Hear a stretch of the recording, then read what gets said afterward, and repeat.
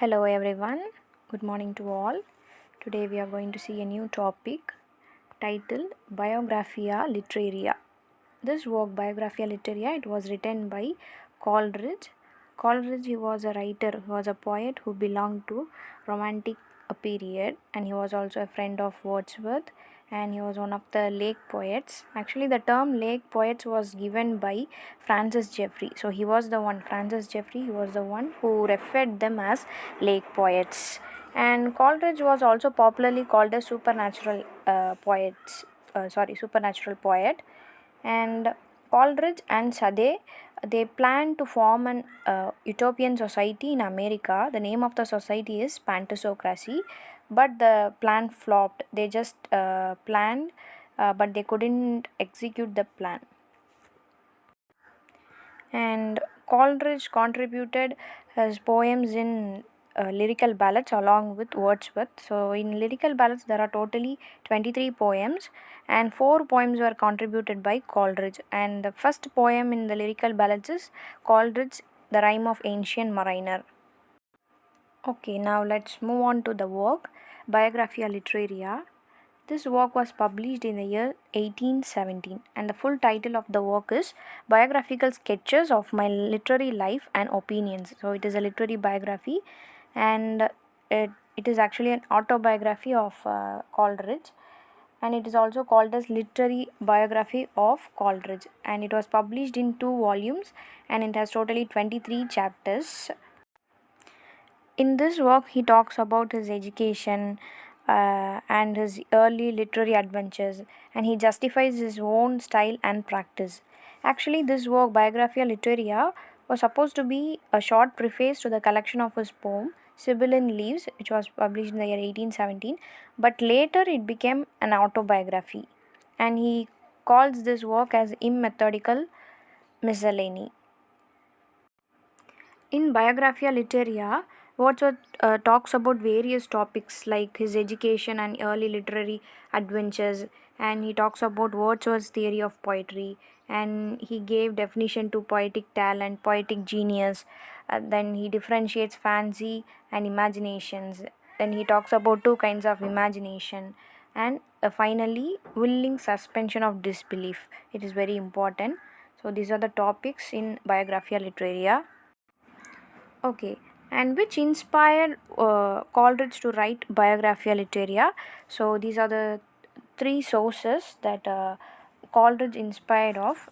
That is Wordsworth's theory of imagination and Immanuel Kant and Schelling. So these two are German philosophers, and finally David Hartley. So he was an English philosopher. Okay, let's see one by one what is inside Biographia Literaria. And before that, according to Coleridge, poetry is nonetheless ever a product of creative artifice. It is a voluntary action, not natural. So Coleridge compares his theory of poetry with Wordsworth. According to Wordsworth, it's a natural process. It is a spontaneous overflow of powerful feelings. But according to Coleridge, it is not natural. It is a voluntary action. And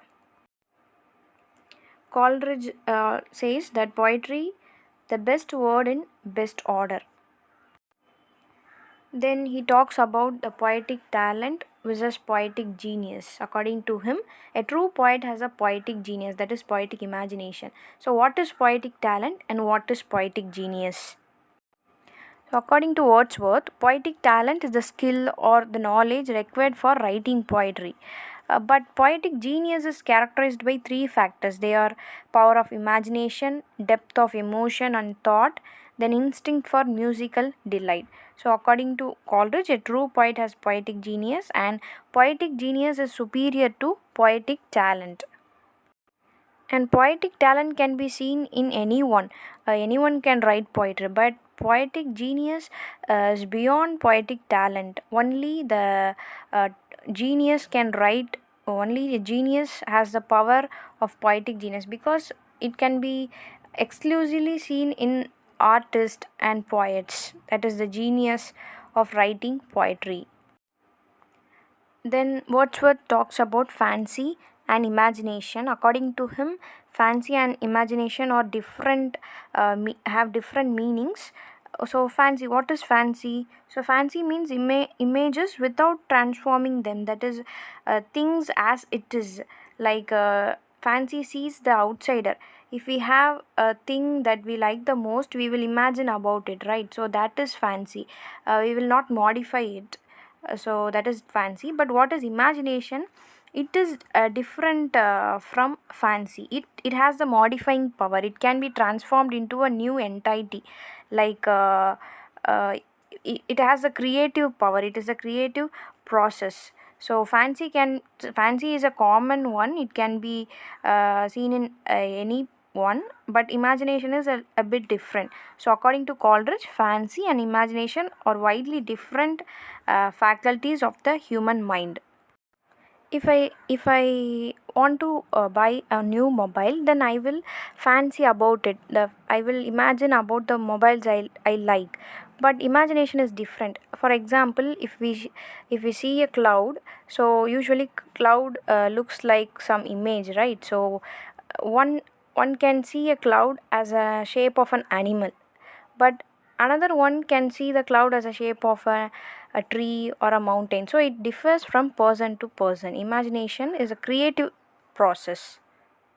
Then he divides imagination into two, that is primary imagination and secondary imagination. So what is primary imagination? Primary imagination means how we perceive or interpret the world. It is unconsciously present in human beings. So primary imagination is universal, and it can be possessed by all. But secondary imagination, it occurs in harmony with primary imagination. It surpasses primary imagination. It is beyond the primary imagination, and it makes artistic creation possible. Actually, secondary imagination is an active agent that dissolves, diffuses in order to recreate the things. So it is secondary imagination is more active than the primary imagination. Then finally, Wordsworth talks about theory, willing suspension of willing suspension of disbelief. In chapter 14, he discusses this topic. This concept is also called as poetic faith. So, which means uh, a writer could infuse a human interest and a semblance of truth into a tale of fantasy. The reader would suspend his disbelief about the plot is reasonable or not. So, willing suspension of disbelief will be achieved only by doing this. That is, the reader suspends his or her disbelief in supernatural elements in order to enjoy the literary work. So, we never question whether it is reasonable or not. We completely surrender ourselves to the story. So, for example, if we watch or if we read some supernatural tales, we used to enjoy the movie or enjoy the story, right? We will never raise the question how it is possible. We will never ask that. We just go with the flow of the creator, of the writer, or the filmmaker. For example, if we take them, if we take Harry Potter, it is full of magical elements. How are they flying? But we never questions. We just enjoy as it is, because it is writer's perception. So we are suspending our disbelief in order to enjoy the story. So that is willing suspension of disbelief. Then Coleridge compares his poetry with Wordsworth. That according to Wordsworth, poetry should be in common language, but according to Coleridge, it should be different from common people. So Wordsworth's poetry will be ordinary, but Coleridge's poetry will be extraordinary, more than ordinary. It contains supernatural elements. So these are the few things in Biographia Literaria. Thank you.